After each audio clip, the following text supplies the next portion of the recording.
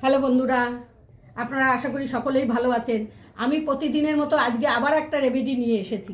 রেমেডিটা দেখুন, আমাদের যাদের বয়সে দাগ ছোপ পড়ে গেছে মুখে, আবার অনেকের বয়স না হলেও মুখে অনেক দাগ ছোপ পড়ে, কিন্তু এটা একটা আলু দিয়ে রেমেডিটা তৈরি করতে পারেন। দেখুন কত সুন্দর আলুটা আমি কেচে নিচ্ছি। দেখুন, এটা ধুয়ে পরিষ্কার করে কেটে আমি রেখে দিয়েছি, নাহলে ভিডিওটা বড় হয়ে যাবে। দেখুন, এটার মধ্যে লাগবে একটুখানি গুঁড়ো দুধ, এটা আপনি কাঁচা দুধেও করতে পারেন, হ্যাঁ।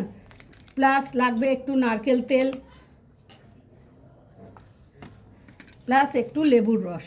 এটা দিয়ে কয়েক ফোঁটা লেবুর রস, রেমেডিটা তৈরি হয়ে যাবে। বন্ধুরা, যারা আমার পেজে নতুন এসেছেন তারা সবাই আমাকে সাবস্ক্রাইবার করবেন, ফলো করবেন, আমাকে লাইক শেয়ার কমেন্ট করবেন। তাহলে আমরা এই ভিডিওগুলো দেখাতে অনেক আগ্রহী হই। আমাদের অনেক কষ্ট করে করি, আপনারা দেখবেন প্লিজ।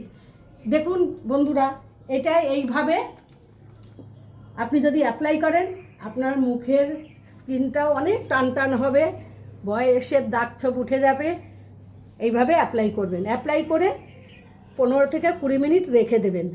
রেখে দিয়ে পরে আপনারা একটু ঠান্ডা জলে ধুয়ে নিয়ে মুখটাকে ওয়াশ করে একটু ক্লিনজার মেখে নেবেন।